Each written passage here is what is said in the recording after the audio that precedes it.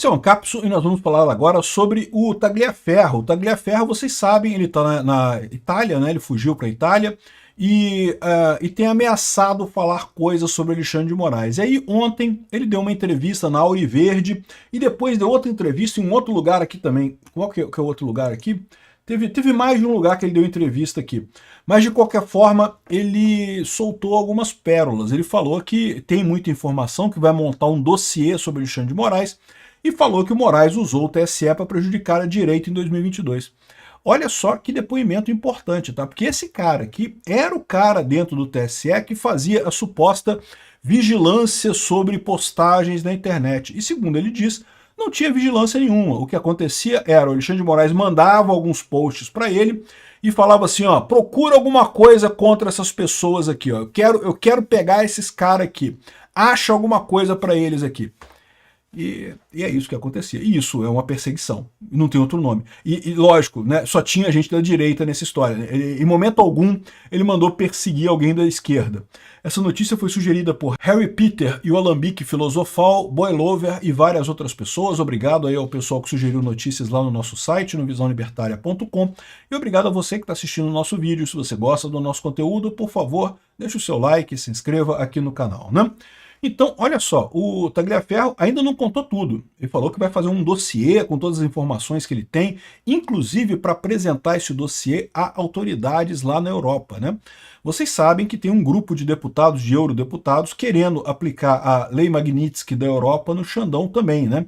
E isso é meio que padrão, tá? Se você observar a aplicação da Lei Magnitsky que aconteceu contra a Venezuela, contra a Rússia, contra vários outros juízes aí, contra várias outras personalidades no mundo todo, tipicamente os Estados Unidos vai primeiro, a Europa segue em seguida esse negócio, né?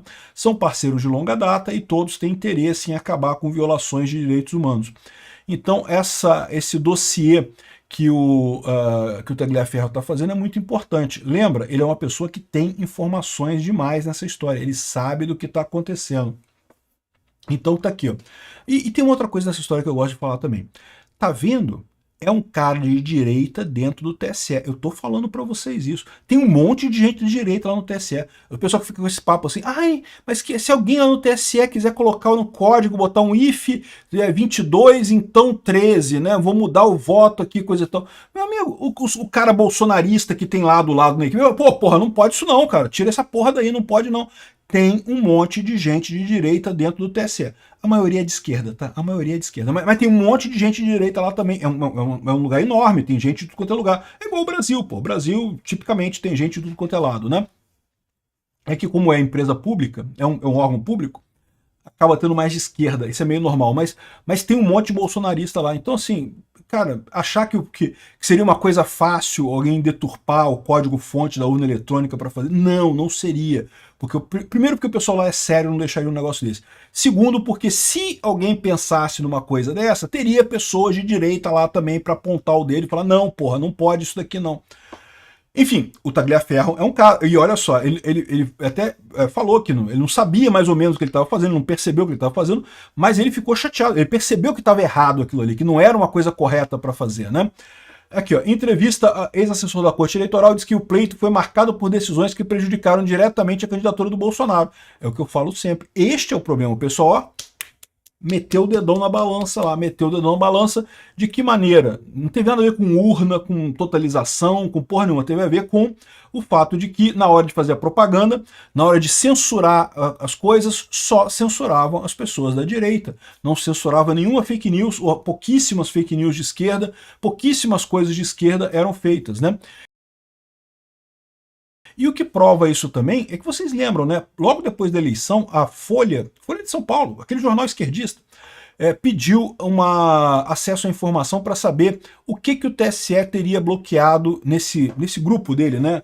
Era na época uma diretoria, AEED, Assessoria Especial de Enfrentamento à Desinformação, né? Era uma assessoria inicialmente, depois virou o CIED, né? Que é o CIED, que é o Centro Integrado de Enfrentamento à Desinformação, não sei o que lá.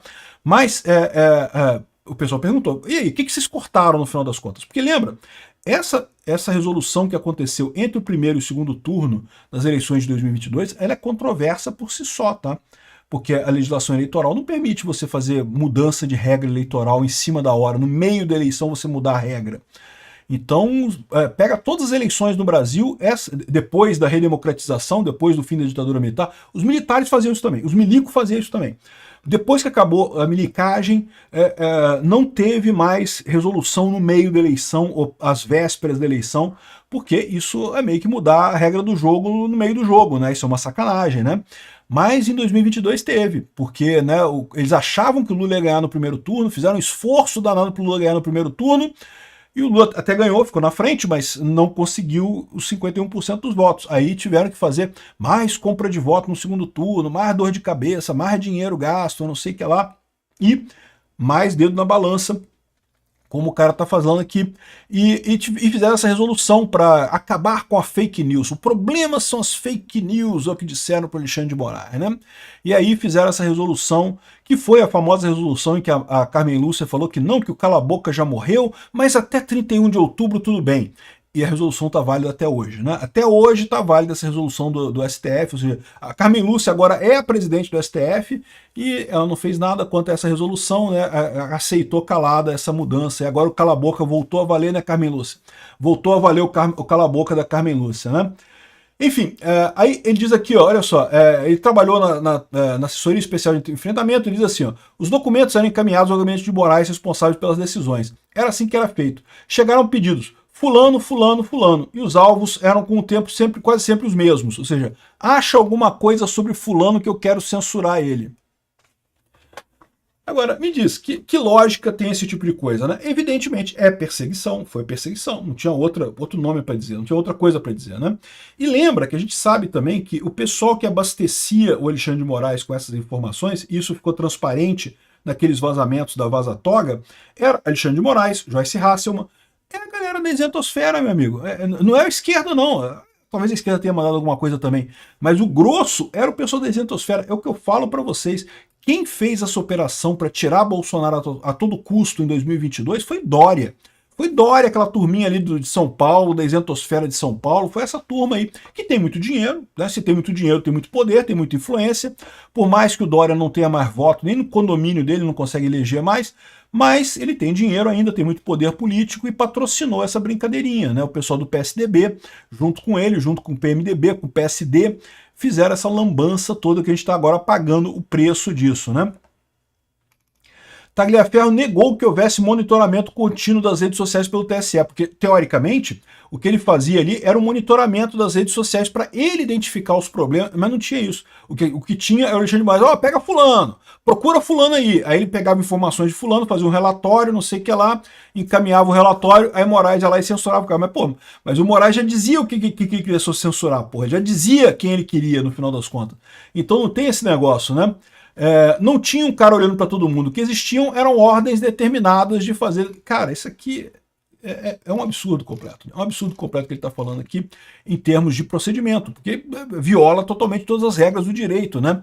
E, mais uma vez, reforça o ponto que eu sempre falo. 2022, dedão na balança. Esse pessoal ficou nessa história de que não, que tem que proteger de desinformação e protegeu a desinformação de um lado só. O outro lado ficou capenga. O TSE só trabalhou para ajudar a esquerda. E nesse caso, meu amigo, o TSE interferiu no resultado da eleição.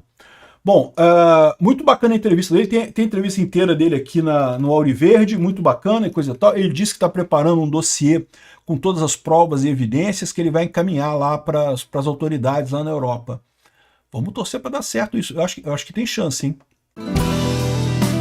Obrigado por assistir o vídeo até o final.